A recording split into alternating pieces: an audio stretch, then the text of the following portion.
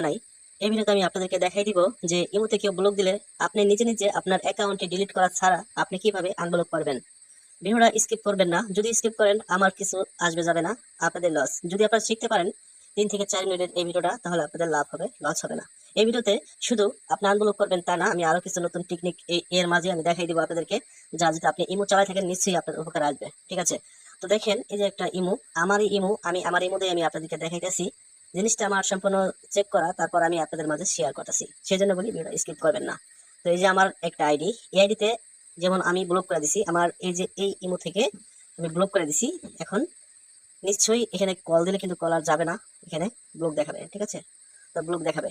এখন এটা কিভাবে সম্ভব, আপনার অ্যাকাউন্ট আপনি যদি ডিলিট করে দেন, ডিলিট করলে কিন্তু নতুন করে যদি অ্যাকাউন্ট খোলেন কোনো দিনও সম্ভব না ওই নাম্বারে ব্লকই দেখাবে। আপনি যদি অনেকেই দেখি ভিডিওতে দেখায় যে অ্যাকাউন্ট ডিলিট করে দিয়ে নতুন করে অ্যাকাউন্ট খুললে নাকি তার পার্সোনালে যাওয়া